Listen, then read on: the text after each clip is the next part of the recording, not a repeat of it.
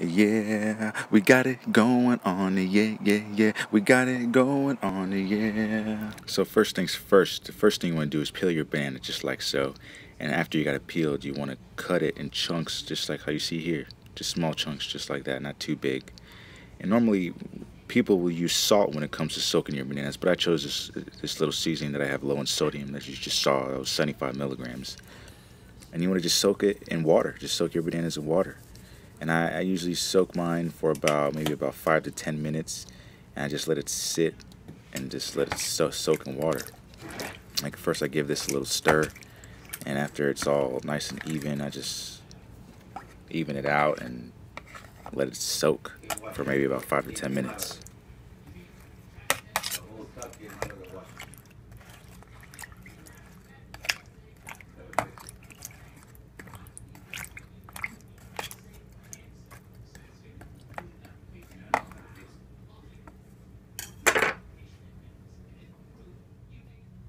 After it's been soaking for a while, you want to start to turn on your stove. And these are the ingredients that I use. Basically, it's just coconut oil and some vegetable spray oil. I use the spray oil because I don't want my bananas to stick to the pan. The one thing I hate is when the bananas stick to the pan. That's just makes me cry. Now when you add the oil, you want to add a good amount of oil. You don't want to add too much, but you don't want to add too little. Just enough is right.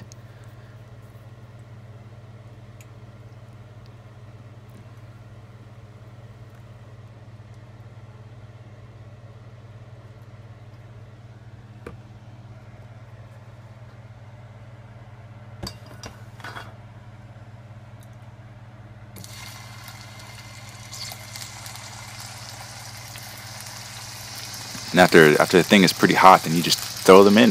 Just throw them in the pan and wait for it to get cooked. Wait for it to get cooked. It doesn't take that long to cook.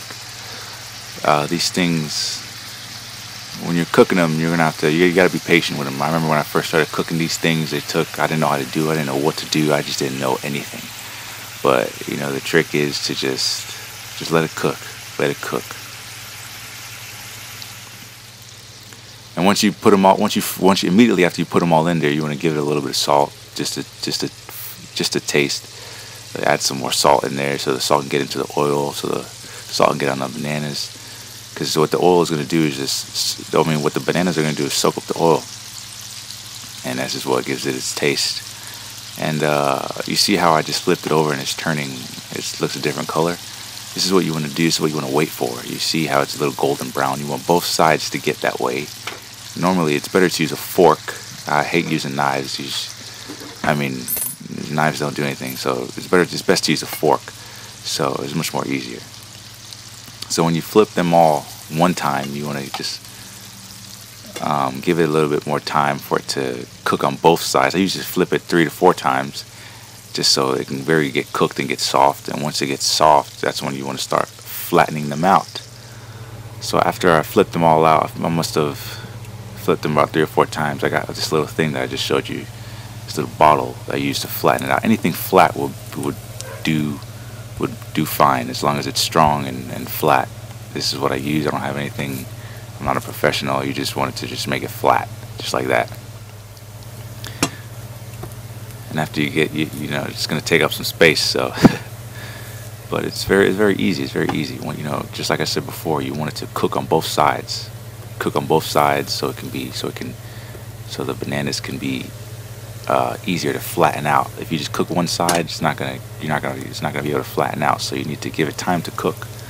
You want to poke the banana if it's soft, and that's when you want to flatten it out. And then you just flatten it out, and you're good. You're ready.